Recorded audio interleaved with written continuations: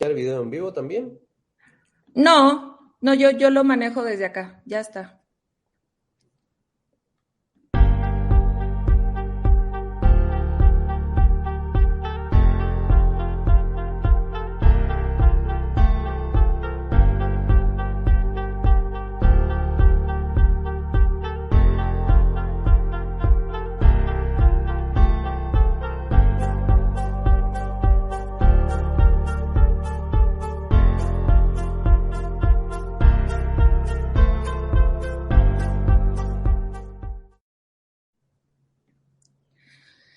Hola, ¿qué tal? Muy buenas tardes a todos y a todas. Con el gusto de saludarles en estos espacios informativos y educativos y en esta ocasión acompañándonos de nuestro colega, el doctor Leonardo González Torres. Voy a presentarlo, nos acompaña directamente desde España. Y nos gustaría que esta discusión vaya siendo una discusión en la cual podamos retroalimentar precisamente pues estas perspectivas que son importantes para poder entender lo que está pasando en América Latina en particular y con las últimas propuestas en los ajustes al modelo de seguridad que ya es una situación que se ha debatido ampliamente, no es la primera vez que sucede, no va a ser la última vez que estamos en esta situación, pero que es importante entender desde dónde estamos parados precisamente porque pues todo este tema tiene que ver con la impartición de justicia, con el acceso a la justicia, con los derechos humanos, con las políticas públicas que tenemos o no. De aproximarnos hacia la prevención de violencia. Voy a presentar al doctor Leonardo. El doctor Leonardo es doctor en estudios socioculturales por la Universidad Autónoma de Aguascalientes, en México. Es licenciado en psicología por la UCC en Argentina y la UNED en España. Cuenta con un máster en terapias contextuales por la UAL en España y ha sido miembro de la mesa directiva del Colegio de Psicólogos de Aguascalientes. Durante más de 15 años ha impartido clases en diversas universidades de México y Argentina a nivel de grado y posgrado. También es investigador especializado en no violencia y estudios para la paz. Cuenta con artículos publicados en revistas científicas de alto impacto y ha participado en diversos congresos internacionales. Ha completado estudios de formación en mindfulness por la Universidad de Málaga. Es profesor del programa oficial de Mindfulness Based Stress Reduction por la Universidad de Brown en Estados Unidos. Y nos acompaña precisamente desde el Instituto de Estudios para la Paz. Nos gustaría primeramente que nos contaras un poco de esta experiencia desde Estudios para la Paz y específicamente vamos a ir abordando el tema de la militarización. ¿Qué entendemos por todo este tema de militarización, Leo? Bueno, gracias Valeria por la invitación y gracias también a Aurelio y toda la gente del Instituto de Ciencia Aplicada y también del Behavioral Science Lab, que son gente que nosotros apreciamos mucho y también son amigos de nuestro Instituto de Estudios para la Paz. Bueno, lo primero, me parece muy importante empezar desde esa pregunta, ¿no? ¿Qué es la militarización? Y es, por supuesto, un fenómeno muy antiguo. De hecho, es un fenómeno que se desprende a la militarización de toda una lógica que los seres humanos hemos ido construyendo a lo largo de la historia y que tiene que ver con cómo defendernos de un potencial agresor, ¿no? Entonces los seres humanos tenemos una serie de dispositivos y unas tecnologías que nos ayudan a defendernos y lo importante acá es poder distinguir que estas metodologías de defensa o dispositivos de defensa pueden ser más o menos violentos, ese es el primer punto.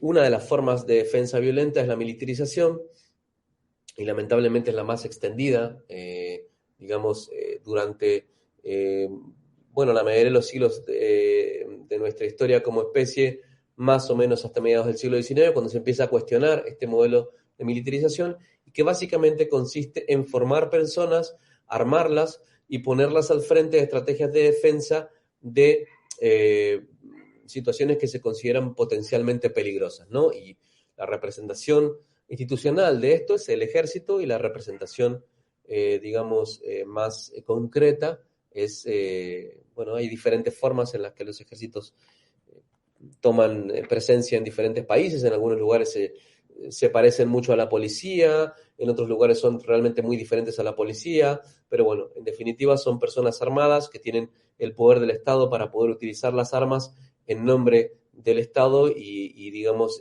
manejados por órdenes estatales del Estado, y en esto consiste básicamente el cuerpo militar. Y la militarización es un fenómeno que ocurre cuando un país comienza a establecer políticas públicas en las cuales el ejército tiene cada vez más presencia, y esto es lo que vemos que está ocurriendo. Bien, ¿cuáles serían las implicaciones entonces en lo que conocemos de la historia? Porque entiendo que, bueno, esto es una situación particularmente de afectación en América Latina por las condiciones históricas también en las que nos hemos encontrado, pero ahora bajo este esquema, bajo esta propuesta que implicaría darle poder a una institución, a una figura que históricamente no ha rendido cuentas, que históricamente ha violado derechos humanos. ¿Cuál sería la implicación y la historia de América Latina respecto a este modelo de seguridad que tú nos puedas compartir? Bueno, lo primero es que yo ahí haría un apunte, y es el de que en realidad hoy vivimos un fenómeno de militarización que durante mucho tiempo puede que se haya vinculado a países de América Latina, aunque en realidad lo que vemos es que hoy, por ejemplo, en Europa, donde, eh, donde ha estallado una guerra eh, entre la OTAN, ¿no? y el Estado ruso, eh, también vemos una fuerte militarización de las políticas públicas en Europa. O sea que yo creo que eh, hay una serie de razones en Latinoamérica que explican la militarización, pero debemos decir que la militarización es un fenómeno que lamentablemente hoy parece estar bastante extendido, incluso legitimado a nivel de la prensa o a nivel de la opinión pública, ¿no? Y popular, ¿no? Lamentablemente. En Latinoamérica la militarización corresponde básicamente a procesos de,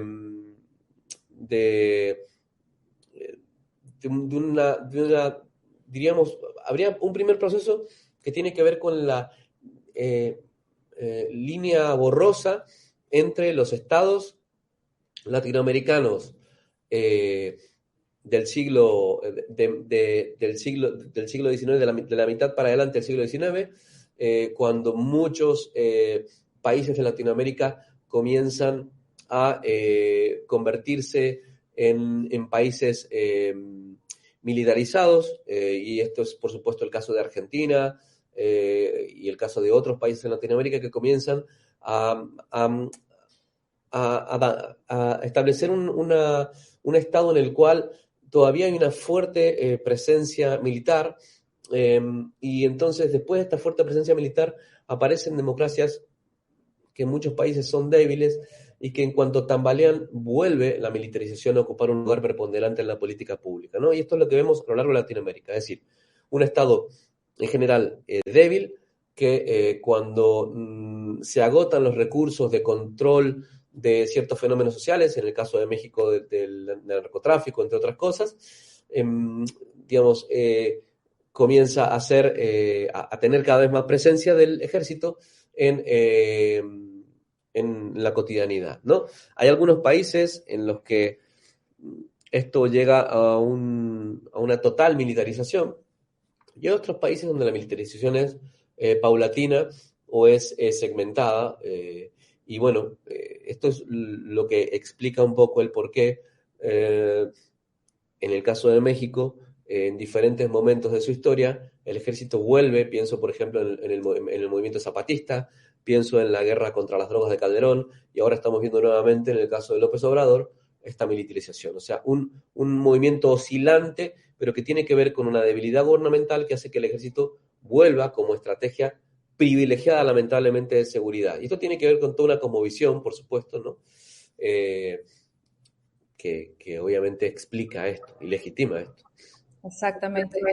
Que creo que también tiene que ver mucho con la perspectiva desde la cual, y justo consultamos algunas fuentes que vamos a estar compartiendo con la audiencia, de este modelo de seguridad ciudadana contra el modelo de la militarización.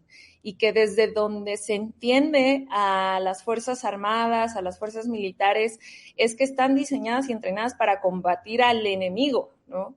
Idealmente que la participación militar tiene que ser excepcional, pues. Y bajo esta amenaza de a quién estamos viendo o a quién ve el Estado como amenaza cuando implementa este modelo de seguridad, de militarización. Porque lo cierto es que las investigaciones y los reportes de organizaciones de derechos humanos han hablado de que han incrementado a partir de esta implementación de este modelo las denuncias por violaciones a derechos humanos y que el problema es la rendición de cuentas también. ¿Cómo se rinden cuentas? ¿Se ha rendido cuentas históricamente respecto a estos procesos de militarización o lo que observamos más bien es al contrario, Leo? Bueno, es un buen punto. A ver, lo que ocurre es que, y acá tenemos que necesariamente hablar de cosmovisión y de qué significa una cosmovisión y cómo se relaciona eso con la militarización, ¿no? Uh-huh. Pero los militares son la consecuencia de una manera de entender el mundo y entender la vida, más o menos compartida en una población. Por eso es que hay países que son más pro-militares que otros, ¿no? O sea, por ejemplo, Finlandia es un país muy poco militarizado, hasta ahora, y Estados Unidos no, es un país muy pro-militares. ¿Y qué explica esto? Bueno, que detrás de el ejército está la cosmovisión que en una sociedad o en una cultura se tiene sobre el mundo. Y hay ciertos países o ciertas culturas en las cuales el mundo es visto como un lugar peligroso, como un lugar donde hay buenos y malos, ¿no? Cuando los buenos tienen las armas, estamos hablando del ejército, y los malos pues son paramilitares, y etcétera, ¿no? Pero, Criminales. ¿cómo, perdón? Criminales. Criminales, ¿no? Etcétera. Y bueno, obviamente esto es muy simple, ¿no? A la hora de explicar los fenómenos es muy simple, pero desde esa cosmovisión, entonces, cuando se pone a un cuerpo que está diseñado para que tiene un entrenamiento, ¿no? En matar, en técnicas de eliminación del otro, de combate, en lugares en donde hay sociedad civil, pues obviamente lo que ocurre son violaciones a derechos humanos, porque son formas de entender el mundo muy diferentes, o sea, son códigos diferentes. Es decir, y acá es importante tener en cuenta eso. Tú no le puedes pedir a un soldado que desde el entrenamiento que tiene pueda trabajar con una lógica de paz. Es imposible, porque el ejército mismo está diseñado de una lógica de violencia, de legitimación de la violencia misma. Entonces, es decir, esa es la primera disonancia, ¿no? Tremenda que hay en las políticas públicas de seguridad, que en realidad no generan seguridad, sino que lo que generan es una legitimación de la violencia y muchas veces más inseguridad, por un lado. Entonces, eso es un elemento importante, digamos, para entender esto. ¿Cuál es la cosmovisión que hay detrás? Y esa cosmovisión se dedica generalmente a legitimar el ejército o la militarización en general, diciendo pues que hay que defender el país, que si no está el ejército, pues el enemigo que haya en el momento en el que haya, pues se va a apropiar del país, de las instituciones y de las personas. Y esto es lamentable porque lo que hace es un círculo vicioso en el cual la militarización siempre va a más. Bien. Y efectivamente, por ejemplo, ¿por qué esta cosmovisión de desde dónde están parados sí implica impartir justicia, hacer cumplir la ley, respetar al Estado o hacer valer el respeto hacia el Estado, cuando estamos hablando de que toda la cosmovisión va a ser desde las fuerzas militares hacia el malo, hacia la persona o hacia la entidad, porque incluso hablamos de que se habla como si el crimen organizado, por ejemplo, que creo que es un poco la argumentación que hemos escuchado desde por qué militarizar, pues se ha enfocado en tomar estas estrategias que realmente solo son propuestas como si solo esa propuesta fuera a resolver el problema de la criminalidad y la violencia.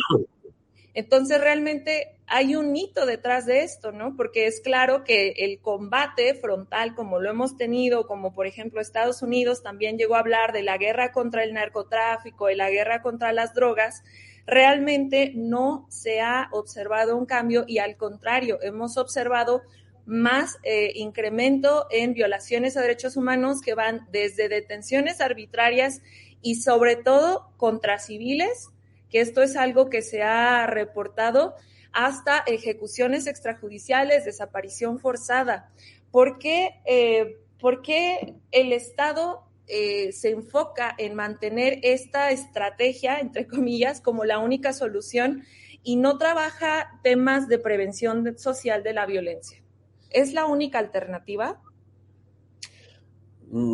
La respuesta es no, no es la única alternativa. ¿Y por qué se enfoca el Estado o los estados que hacen esto, en general en este tipo de soluciones? Porque porque a veces parece mucho más simple movilizar recursos militares que movilizar recursos pedagógicos, por ejemplo, o recursos socioculturales. Y entonces, digamos, ¿qué sabemos, ¿no? Incluso desde los datos? Que ningún país que haya intervenido militarmente dentro de su propio territorio, ni siquiera hablemos de los países que intervienen en otros territorios, ¿no? Ha tenido éxito a mediano y largo plazo. El éxito que se consigue es un éxito muy a corto plazo. En los estudios para la paz llamamos a esto en el momento de la crisis, ¿no? Siempre en los estudios para la paz, por ejemplo, y perdón que hable un poco de esto, pero sirve, creo, para entender un poco digamos, cómo funciona la intervención militar. Hablamos de que hay un momento crítico, ¿no? Que es el ahora, ya, ¿no? El problema que está ahora.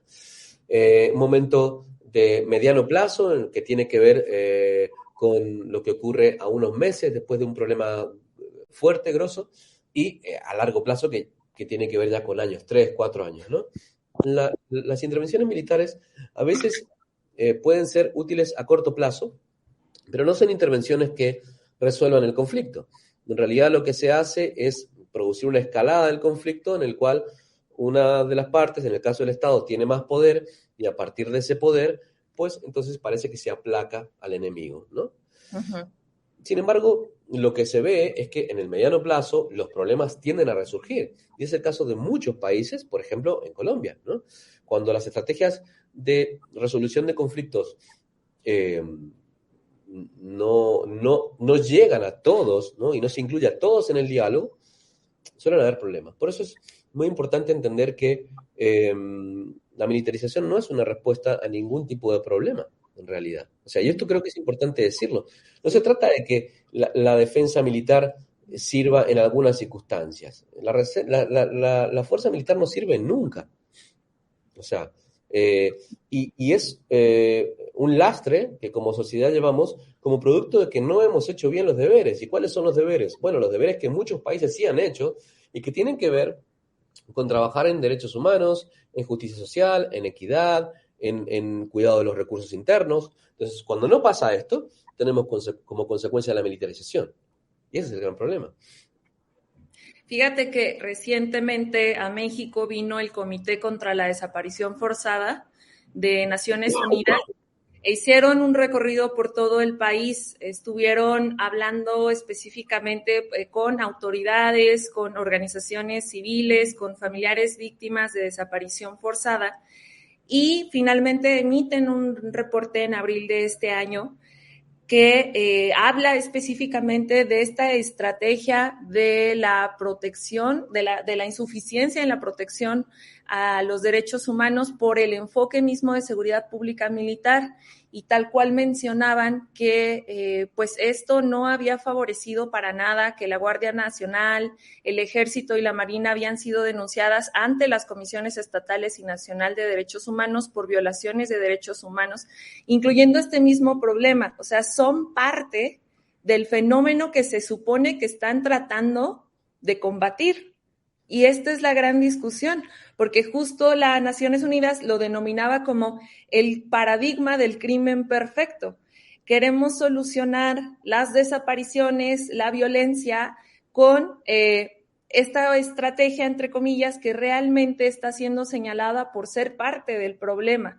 Y recomendaba, tal cual, Naciones Unidas a México, abandonar este enfoque militar e implementar una estrategia adecuada de seguridad ciudadana, incluso denunciando que si teníamos este problema tan grave en México en particular, que claro que tiene que ver con la impunidad, y eso es a donde nos queremos dirigir un poco, es que no hay rendición de cuentas cuando se trata de las labores que realizan las fuerzas militares, a lo que desde ciertos actores políticos o incluso pues de las instituciones, por ejemplo, hemos escuchado hablar como que pues va a haber víctimas colaterales.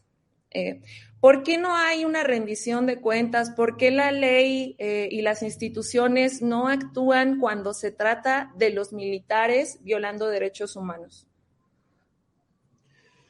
Bueno, en principio, cuando una institución, repito, un poco lo que comentaba recién, cuando una institución que surge desde la legitimación misma de la violencia, como el cuerpo militar, se pone en escena, ya estamos en problemas, ¿no?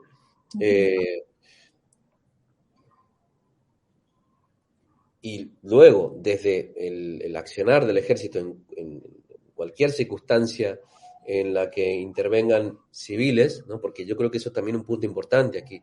Acá no estamos hablando de un ejército, en el caso de México, contra otro ejército, ¿no? Como Sí. es el caso, por ejemplo, de Rusia con Ucrania. Esto es una cosa muy diferente. Acá estamos hablando del ejército que está combatiendo no contra otro ejército, está combatiendo con grupos de narcotráfico armado que en el mejor de los casos se les pueden llamar paramilitares, ¿no?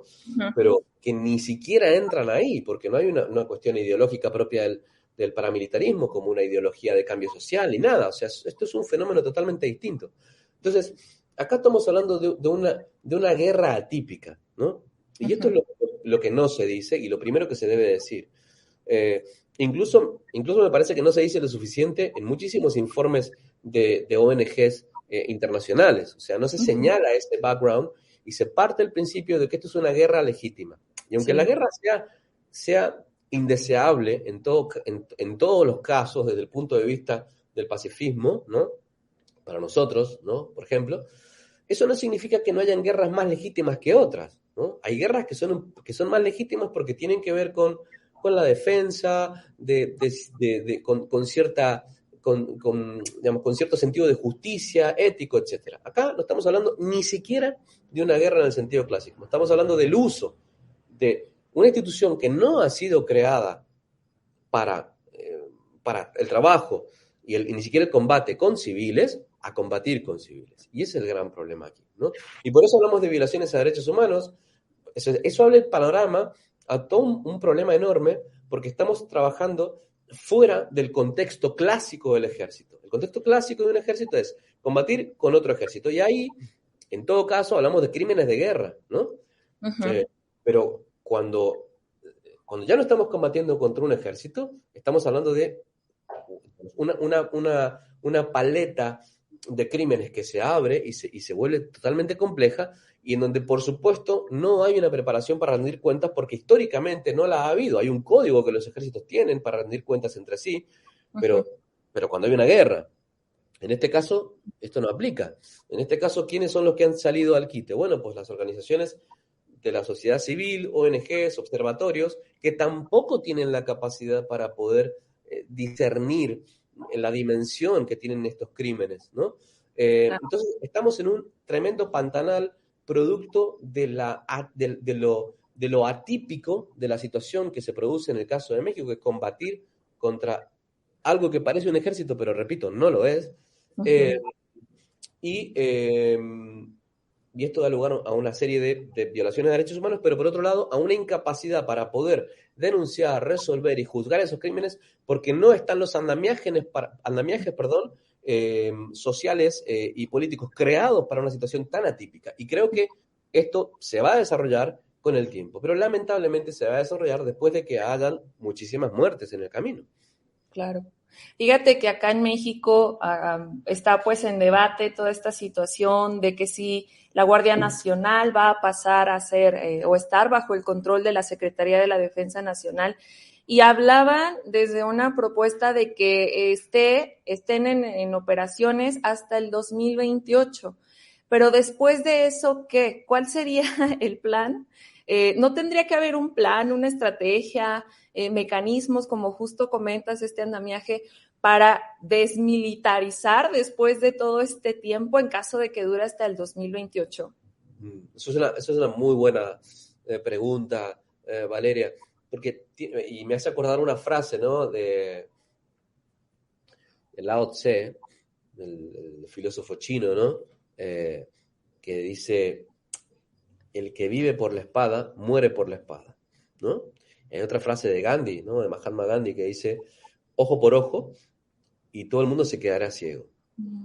Y tiene que ver con esto, con cómo creamos una cultura a partir de lo que hacemos. O sea, en antropología decimos cómo las prácticas generan narrativas y cómo las narrativas terminan generando prácticas. Cómo hay un círculo de retroalimentación entre lo que hacemos y lo que terminamos pensando y diciendo, ¿no? Entonces, claro, a medida que la pregunta me parece muy interesante porque apunta a las consecuencias socioculturales de esta política pública. ¿Qué va a pasar, no? Y obviamente esto lo que produce es una normalización de la militarización. O sea, con el tiempo, si esto sigue pasando, hasta el 2029, 28 o 29, yo había leído 28, algunos decían 29, o sea, es decir, mucho tiempo, estamos hablando de 7, 8 años. Después de 8 años, tú imagínate, esto es como cuando en tu casa, ¿no? De repente tienes en la puerta un militar, pues a los 10 años ya ni lo ves, ya se te hace lo más común del mundo y la sorpresa viene cuando no está. Yo creo que en 9, 10 años las personas cuando no ven un militar en la calle se van a sentir tremendamente inseguras. Y acá no hay nada que inventar, esto ha ocurrido en muchos países de Latinoamérica y de Centroamérica fundamentalmente, ¿no? O sea, países totalmente militarizados, en donde la seguridad como patrimonio de la sociedad ya ni siquiera es algo en lo que se pueda pensar, sí. Porque la seguridad es algo que se ha significado como potestad del Estado y puntualmente del ejército. Y esto es tremendo, porque es lo más antiempoderante que puede haber para una sociedad, ¿no? Es quitarle una de las cosas más sagradas, que es la posibilidad de decidir, ¿no? Cómo quiere defenderse de los problemas y cómo quiere cultivar o no la paz. Entonces, esto es lo que me parece a mí peor, que es finalmente una afrenta muy fuerte al empoderamiento civil, que yo creo que en México es tremendamente,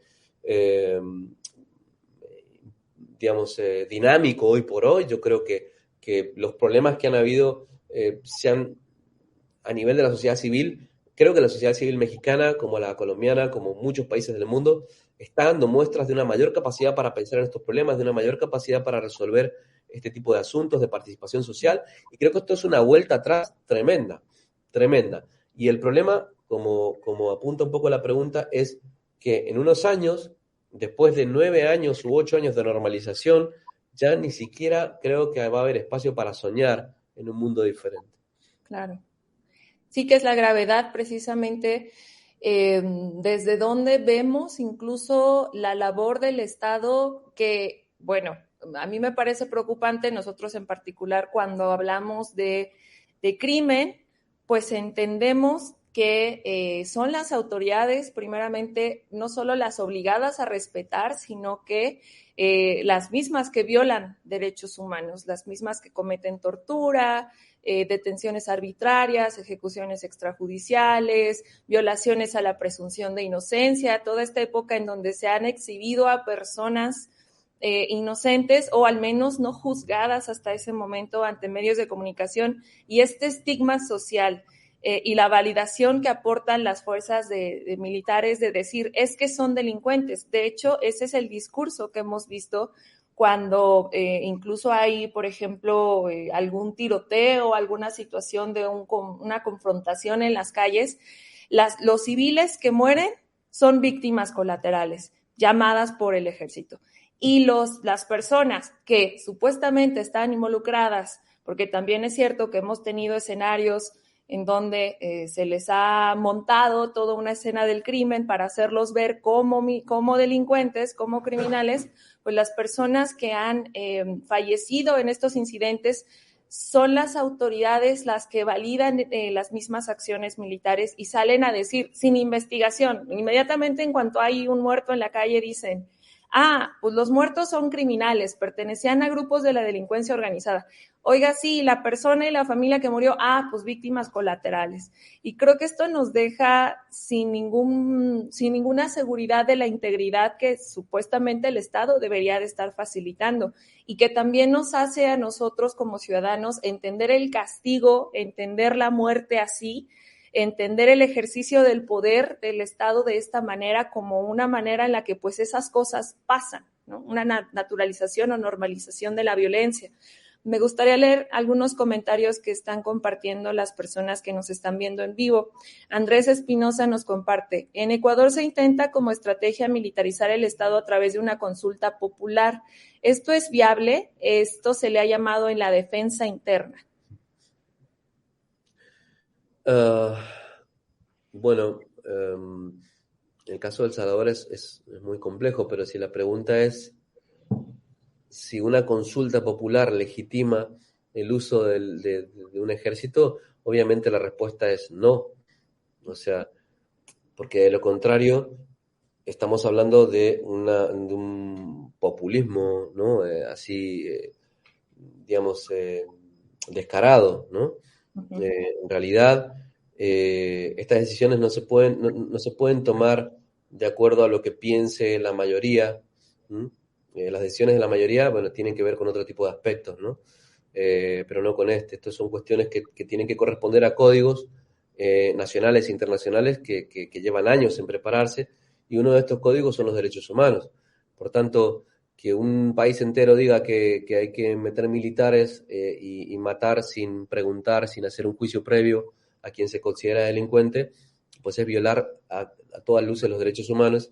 Y entonces ese país ya no puede ser parte de la ONU, ese país ya no puede decir que respeta ninguna convención internacional seria, y te ponen un predicamento muy complicado, que es lo que se ha criticado muchas veces de muchos países del mundo en general, ¿no? Pensamos en Norcorea y otros países, Rusia ahora, etcétera, que es decir, que son países que funcionan con un doble discurso, en donde aparentemente la sociedad es importante, pero en realidad se utiliza un discurso populista para convencer a la sociedad de que haga algo que ya estaba premeditado, donde a todas luces no hay ninguna operación de reflexión alguna. Exactamente. Y también con la visión que tenemos, cuando nosotros hemos participado en casos, nos toca lidiar con el tema, incluso el enfoque desde donde se aborda la prisión preventiva, en donde si bien se supone que está la presunción de inocencia, pues hay que meterlos a la cárcel. Mientras tanto, investigamos y realmente comprobamos que cometieron un delito.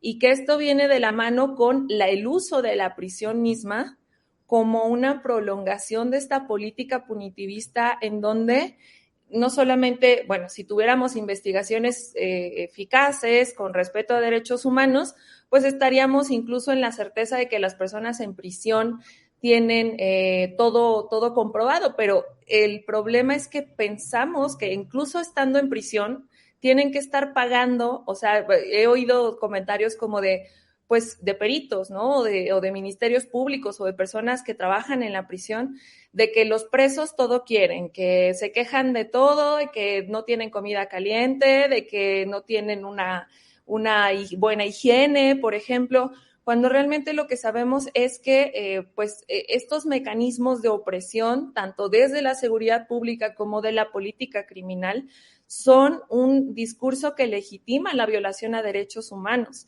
Y que la militarización pues realmente no está haciendo nada para abordar este cambio de perspectiva.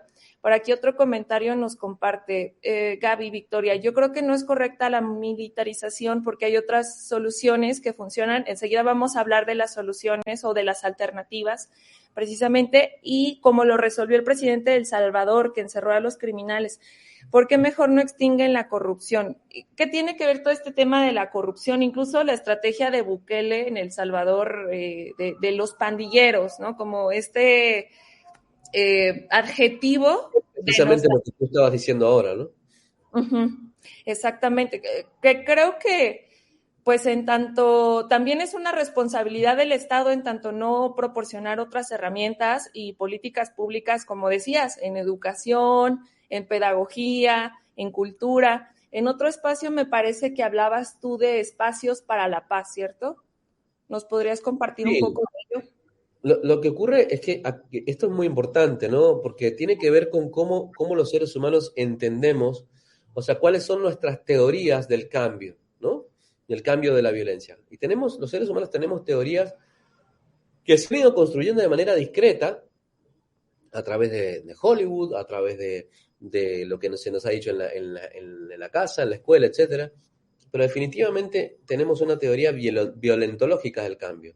Es decir, una idea de que la gente, y sobre todo la gente que ha cometido crímenes, va a cambiar por la fuerza y además una fuerza violenta, ¿no? Uh-huh. Entonces, desde este tabú no confesado que lamentablemente mucha gente porta en su idiosincrasia, a final de cuentas, cuando cualquier político apela, ¿no?, al castigo, siempre esto es bien recibido, pero porque esto es un sesgo de confirmación, porque confirma la idea que la gente tiene de cómo se produce el cambio, ¿no? O sea, no es casual que vivamos en un mundo donde no solamente hay militares cometiendo delitos contra civiles, sino que hay además niños que son violados, mujeres que son chantajeadas, pero sí, es decir, vivimos en un mundo en el cual hay una serie de violencias, y estas violencias tienen un fondo en común, que es esa visión violentológica del mundo, ¿no? Esa idea de que algunos merecen no comer, algunos merecen no respirar, algunos merecen ser golpeados, algunos merecen cuando han cometido o cuando han, digamos, pasado o atravesado ciertas cosas que nos parecen tabúes. Y esto es tremendamente falso.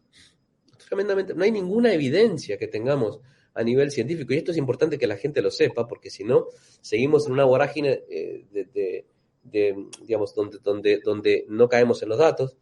No hay ninguna evidencia de que las intervenciones a nivel militar han generado una cultura de paz jamás.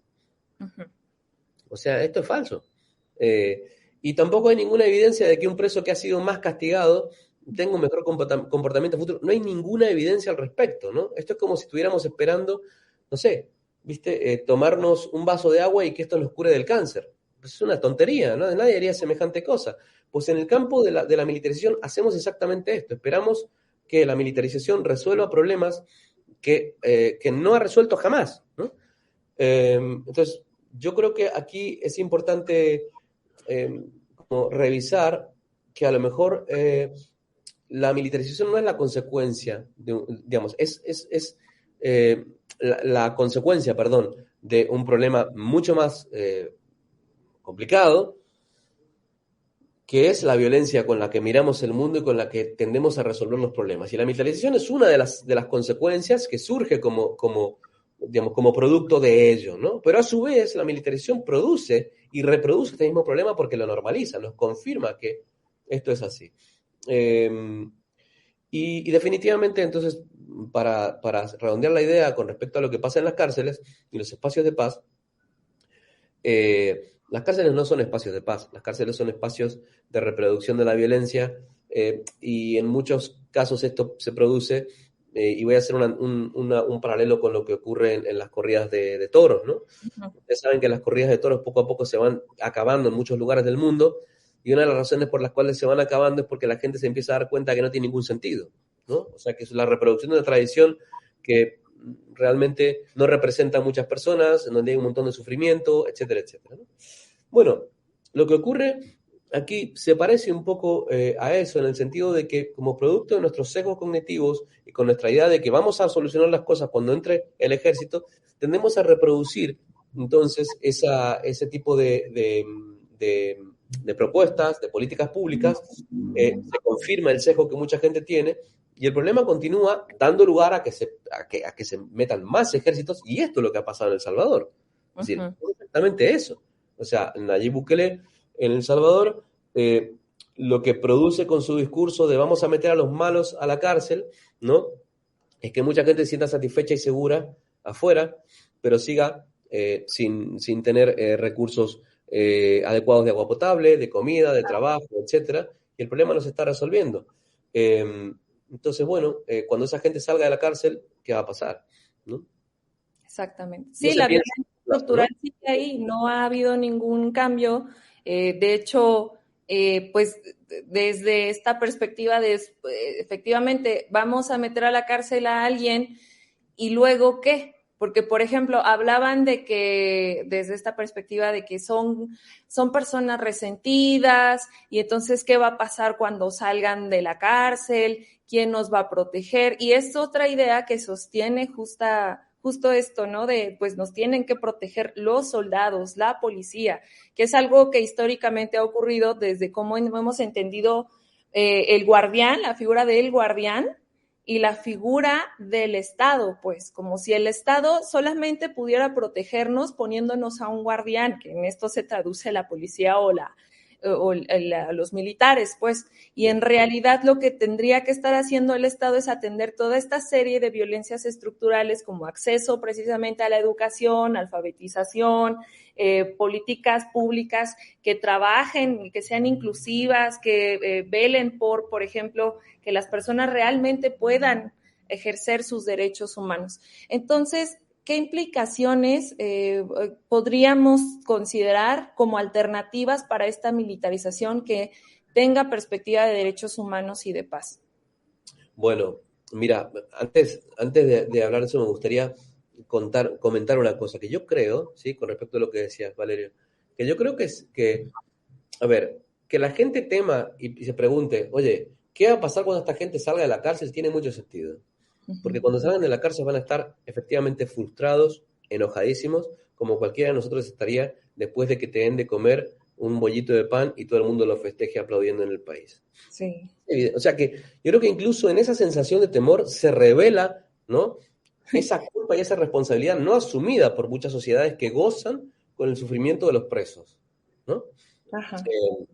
Es importante que la sociedad aprenda, también que todos aprendamos como sociedad, a dirigir la ansiedad al lugar adecuado, ¿no? Es decir, el castigo de una persona que ha cometido un crimen no nos va a asegurar que la sociedad cambie a mediano y largo plazo. Eso es obvio, ¿no? A Claro. veces yo en las clases de psicología social les ponía un ejemplo muy simple a mis alumnos y les decía, mira, imagínate que agarramos todos los criminales, ¿no? Y los metemos en una nave espacial y los mandamos qué sé yo, por un agujero negro a otro lugar, a otra dimensión, ¿no? ¿Qué pasaría en 20 años con esta sociedad? ¿Tú crees que los problemas se han arreglado? La respuesta era no. ¿Y por qué no? Bueno, porque evidentemente las personas que cometen un crimen son la consecuencia de algo que está más allá de eso. Entonces, esta es la razón por la cual no solamente se reproduce la violencia, sino que no se soluciona el problema, ¿no? Y esto da lugar a, y aquí es donde quiero contestar a la pregunta que me hacías, esto da lugar a la pregunta del el hartazgo, digamos, ¿no? Los movimientos de la paz y los estudios para la paz empiezan con un momento de hartazgo. O sea, nadie puede ser pacifista si no se harta antes. Nadie puede dedicarse a estudiar la paz si no se ha hartado antes de lo mismo, ¿no? Entonces, los estudios para la paz comienzan cuando muchas personas se hartan de ver la reproducción de la violencia una y otra vez, ¿no? Ahí es cuando nace el pacifista, ¿no? Es como un poco esta imagen de estas flores que crecen en el fango, ¿no? Como el loto. Un pacifista siempre va a surgir de contextos de violencia, porque es ahí donde uno se harta y se cansa, ¿no? ¿De qué? De ver las constantes violaciones, de ver que no hay soluciones reales, de ver que la gente sigue teniendo hambre aunque haya militares en la calle, de ver que siguen habiendo narcos aunque haya un montón de militares en la calle, incluso hay más, y que la gente sigue muriendo, ¿no? Que es una muestra muy clara de los problemas. Entonces, A partir de ese hartazgo, y sin ese hartazgo no se puede entender esto, entonces a partir de ese hartazgo empezamos a preguntarnos cómo vamos a hacer para que esto deje de pasar, ¿no? Porque sabemos que esto no es una solución, ¿no? Entonces no puede haber pacifismo cuando todavía hay fe, ¿no?, en la violencia como método de resolución de problemas. El pacifismo solo comienza cuando uno pierde la fe en eso. Decimos, bueno, vamos a tener que trabajar primero en nuestra capacidad de ser pacientes, porque eso es lo primero. La capacidad de entender y educar a las personas para entender que estos problemas no se resuelven de la noche a la mañana, ¿no? Pero que desde algunas soluciones, al menos podemos intentar no reproducir la violencia, no provocar más dolor, no provocar más muertes, ¿no? Es decir, el pacifismo tiene más que ver con lo que vamos a dejar de hacer. Es más bien un no hacer, un dejar de hacer ciertas cosas, ¿no? Un dejar de contribuir a ciertas cosas. Entonces, a mí me gusta mucho pensar el pacifismo como el poder del no, el poder de la negación de ciertas cosas, más que como una afirmación, como una negación o como una renuncia a ciertas cosas, ¿no? Y volviendo un poco a Gandhi, vamos a renunciar a usar la violencia para resolver los problemas. Esta es una primera renuncia pacifista, ¿no? Y de los estudios por la paz. No estamos dispuestos a utilizar la violencia para resolver los problemas, porque sabemos que a mediano y largo plazo vamos a estar no igual, sino peor. No. Y vamos a tener que ser pacientes. En segundo lugar, la apuesta también por el diálogo y por concederle a todos en la mesa de diálogo un poder. Los narcotraficantes o los grupos paramilitares o cualquier grupo armado de cualquier país tiene un poder que hay que poder reconocerle. Y tiene una causación, histórica que también tenemos que poder entender para humanizar a estos grupos. Porque si los deshumanizamos, reproducimos la violencia. Entonces tenemos que humanizar, aunque parezca una locura desde la visión violentológica, ¿no? Tenemos que humanizar y entender cuál es la historia de estos grupos, uno, y dos, poder sentarnos en una mesa de diálogo, porque esta es la única solución, la posibilidad de dialogar. Entonces, y además de esto, a nivel macro, la posibilidad de conglomerar actores importantes en este conflicto. Todos sabemos que en el conflicto del que estamos hablando hay varios actores, no solamente es México, sino también es Estados Unidos, es muchísimos lugares de Centroamérica. Entonces, primero, la renuncia a usar la violencia, en segundo lugar, el diálogo, y en tercer lugar, la diplomacia no violenta. Son 3 puntos fundamentales como políticas públicas a nivel macro que tienen que estar cuando se pretende de verdad, en serio, en meter las manos para solucionar el problema, ¿no? Y yo creo que la solución, yo no, obviamente jamás hablaría de soluciones porque yo no soy quien para proponer una solución a semejante problema, pero sí creo que lo que nos dice la ciencia es más o menos esto. Y creo que son 3 puntos muy importantes para poder empezar a pensar cómo podemos crear estos espacios de paz, que obviamente son espacios de renuncia, son espacios de paz, son espacios de diálogo, y espacios de paz son espacios de encuentro.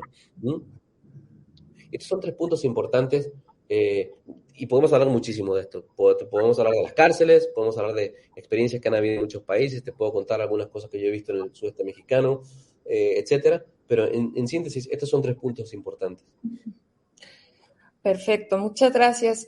Ya para ir cerrando, pues nos gustaría invitarles, precisamente recordarles que el doctor Leonardo también participa en actividades educativas internacionales, en particular también está como docente para nuestras clases de los posgrados en criminología forense y en evaluación e investigación criminal y forense. Hacerles una invitación a las personas que nos están observando a participar en esta diplomatura en construcción de paz y prevención de la violencia, que justo tiene que ver con entender cómo abordar, cómo empezar a construir estos espacios, que está próxima por iniciar, ¿cierto? Si nos pudieras contar un poquito al respecto. Mira, Valeria, nosotros tenemos una diplomatura que, como vosotros sabéis, porque Aurelio también es docente de la diplomatura, que lo que hace básicamente es formar personas de habla hispana, de Chile, Colombia, México, España también, en procesos de paz y construcción de paz. Entonces, nos pasamos 6 meses estudiando alternativas y posibilidades metodológicas de paz, y las personas terminan haciendo un proyecto de paz para aplicar en los contextos de vida. Entonces, empezamos el 22 de octubre,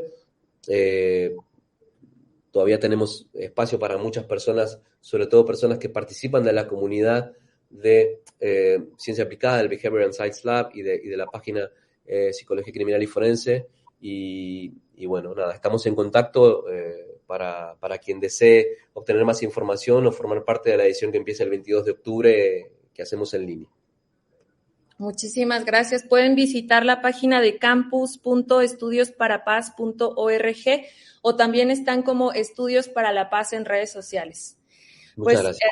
Agradecerle a todos, a todas por participar en estos espacios, invitarles precisamente que se continúen sumando para estos diálogos que creemos importantes porque no solamente atañen a la prevención de la violencia, sino que es una secuencia de muchas otras situaciones políticas, sociales, económicas que están ocurriendo. Muchísimas gracias, agradecerle al doctor Leonardo que nos acompaña desde España por sumarse a estos programas, tanto de construcción de espacios, cultura de la paz y también para sumarse a los espacios de los posgrados en criminología forense y perfilación criminal que están por iniciar y la maestría en investigación y evaluación forense en enero de 2023. ¿Algo que te gustaría agregar, Leo, ya para despedirnos? Nada, me gustaría simplemente agradecer la invitación, Valeria, y todo el equipo de trabajo. Siempre es un placer estar con ustedes y me parece muy importante que las personas que se han conectado también sepan que les agradezco muchísimo que me hayan escuchado en estos momentos. Estoy muy complacido de tener esta audiencia que sé que tienen, que es hermosísima, de gente muy inteligente. Y nada, pues esto lo tenemos que resolver entre todos, ¿vale? Desde nuestros lugares diversos, no importa dónde estemos, en qué lugar del mundo estemos.